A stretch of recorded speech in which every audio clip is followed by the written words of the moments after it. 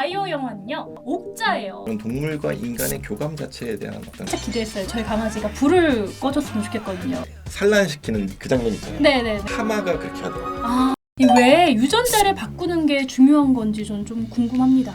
유전자 바꾸는 게 사실은 유전자 가위를 이용해서만 바꿀 수 있는 게 아니라요. 그 이미 이제 우리가 먹고 있는 이런 그 예를 들어 돼지 혹은 뭐 소 가축들 있잖아요. 가축들. 그다음에 뭐 식물체 같은 경우도 배추, 상추, 감자, 고구마 이런 것들 있잖아요. 얘네들 가만히 보면은 자연계의 존재 하나에는 산에 올라가면 상추가 자라고. 아니요, 없어요. 그러니까 이제 이게 뭐냐면은 존재하지 않는 건데 육종이라는 거 있잖아요. 그 육종의 기술로 인간들이 이미 예전부터 교배를 하고 그 다음에 우리가 먹을 때 유리한 것들만 더 골라서 맞는 거. 그거를 이렇게 앞마당 앞에 이제 심기 시작하면서 그 육종이 된 거죠.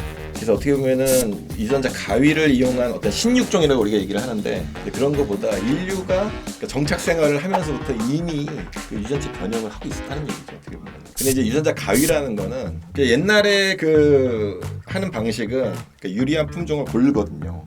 예를 들어 그런 얘기 들어봤어요. 뭐 이렇게 그 양이랑 염소 이런 것들이 울타리를 뛰어넘지 못하도록 다리가 짧도록 그렇게 이제 육종을 했잖아요. 점프를 못하게 하고 도망가지. 네, 설마. 근데 이제 진짜로요? 진짜로요? 그렇죠. 아, 그래요? 네, 이게 다리가 짧은 것들인데. 나만 몰랐어? 네, 식물도 전 좀 궁금한데요. 식물도 우리가 뭐 먹고 있는 채소 이런 것들은 다 작물이라고 우리가 얘기를 하죠. 아, 작물. 일종의 그러니까 저는 이렇게 얘기하는 게 일종의 GMO다. 그러니까 Genetically Modified Organism. GMO. 그래서 교배를 통해서 Genetically Modify가 된 거죠. GM. 예를 들어서 옥수수 있죠. 강원도 찰 옥수수 이런 거 드시잖아요. 네. 그렇죠. 근데 옥수수의 기원이 어딘지 아세요? 옥수수의 기원이요? 네. 우리나라요. 그렇지 않습니다. 옥수수의 기원은 멕시코? 그 아메리카 대륙을 발견하고 그 남아메리카 부분에서 그냥 먹었죠 저는 뭐. 옥수수가 거기서 이제 기원을 했고요. 생각 없이. 네. 거기서 이제 옥수수를 그 사람들이 이제 먹는 걸 봤어요. 근데 이제 옥수수가 자연계에 있는 옥수수는 거의 먹을 수가 없습니다. 굉장히 알이 작고. 근데 이거를 이제 사람들이 그 먹기 좋게 먹는 부분이 좀 커지게 계속 교배를 하고 고르고 하다 보니까 그때 당시에 남아메리카에 있었던 옥수수가 한 이 정도 됐다고 그래요. 근데 요거를 유럽 사람들이 가져가서 계속 또 개량을 합니다. 그래서 이렇게 커진 거예요? 그래가지고 지금 먹는 건 한 이 정도 돼요. 네, 맞아요. 근데 이제 옛날 그 방식은 벌써 요만큼 크게까지 만드는데 몇백 년 걸렸거든요. 근데 이제 그 유전자 가위 기술이라는 거는 그런 시간을 좀 가져볼 수 있다. 핀포인트로 원하는 유전자, 그러니까 크기를 크게 만드는 유전자를 우리가 알고 있으면 그 부분만 교정을 하면 그 시간을 단축시킬 수 있어요. 그래서 요즘에 얘기하는 GMO라는 게 이제 그러한 그 핀포인트로 바꾸는 유전자를 핀포인트로 변형하는 그런 걸 이제 GMO라고 얘기를 하고 있습니다. GMO 어찌 보면 좀 위험한 것 같기도 하네요, 좀. 그러니까 잘 모르는 거에 위험함은 항상 있잖아요. 그래서 예전에 육종을 할 때도 처음 육종을 했더니 뭔가 좀 큰 거가 나타났다. 이거를 위험하다고 생각하는 사람도 있었다고 그러더라고요. 왜요? 좋은 거 처음 보는 거니까. 그 전까지 있지 않았던 거니까. 새로운 거에 대한 두려움이 항상 있는. 두려움이. 자, 그렇다면요. 슈퍼돼지 한 마리를 만들어내면 정말 그 식량 문제도 조금 더 해결이 될 수 있겠네요.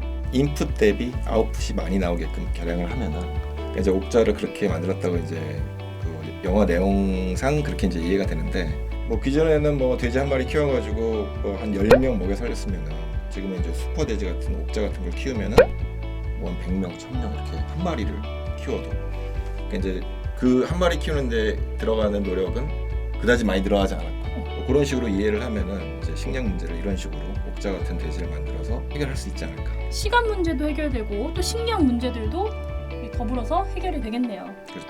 자, 그럼 다른 영화들에 많이 나오는 이 복제인간도 유전자 변형과 좀 관련이 있을까요? 복제 인간이 유전자 변형과는 직접적인 관련은 없는데 근데 두 개가 같이 갈 확률은 많이 있죠. 그러니까 이제 복제라는 거는 복제 인간 혹은 복제 양 돌리라고 혹시 들어보셨나요? 돌리는 알거든요. 복제양 돌리. 돌리는 저 처음 들어봐요.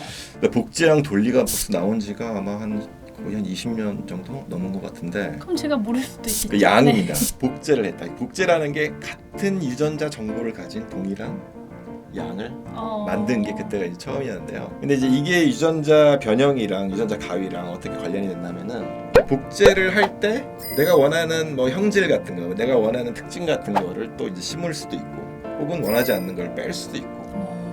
그래서 이 복제 기술이랑 그 유전자 변형, 유전자 가위 기술이랑 어떻게 보면 같이 갈 확률이 높은 거죠. 근데요, 박사님, 이게 영화에서 보면요, 미자가 너무 애정하고 사랑하는 옥자를 위기에서 싹 구출했듯이 우리 박사님도 위기에서 인류를 구출할 수 있는 그런 연구들을 하고 계신 거죠? 아, 그렇죠. 그런 연구를 하고 있습니다. 저는 이제 식물 쪽에 이제 유전자 가위 기술을 이용해서 더 좋은 식물을 만드는 연구를 하고 있거든요.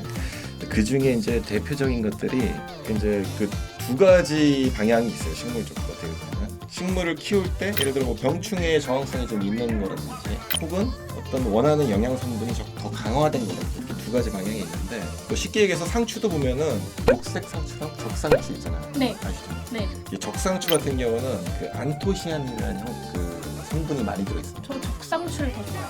그래서 안토시아닌이 뭔지 아세요? 저한테서 그렇게 질문하시면 저는 다 알못이고 저는 오늘 배우러 왔기 때문에 그 안토시아닌이 뭘까요? 약간 항산화 작용을 할 수 아, 있어요. 항산화 작용. 항산화는 아시죠? 항산화 알죠? 그죠? 항산화 아시죠? 네. 네. 그 항노화, 항산화 이런 거에 대한 어떤 기능이 많이 들어있는 게 적상추라고 보면 되고요. 뭐 그런 것들도 유전자 가위로 좀 더 그런 안토시아닌 성분이 많이 들어갈 수 있도록 그렇게 이제 개발을 할 수가 있는 거죠. 자, 그렇습니다. 영화 옥자를 통해서 굉장히 많은 이야기를 들을 수가 있네요. 네, 영화를 보다가 바이오 부분 특히 거기서 뭐 자연스러운 질문 같은 게 생기면은 뭐 저한테 물어봐 주시면 제가 최대한 답변을 드리도록 하겠습니다. 들으셨죠, 여러분? 이 댓글로 마구마구 질문해 주세요. 그러면 저희 윤 박사님께서 AS를 해주신다고 합니다. 그러니까 댓글로 대댓글을 달아주시겠죠. 자, 오늘은 여기까지 하겠습니다. 이 오늘 영상이 유익했다고 생각하시는 분들은요, 댓글, 좋아요, 구독, 알람 설정까지 꼭 부탁드리고요. 자, 다음에는 더 재밌는 영화와 더 신기한 바이오 이야기를 준비해서 돌아오겠습니다. 그럼 여러분 또 바이오! 여러분 더 많은 바이오 정보를 알고 싶지 않으세요? 그럼 여기로 가보세요.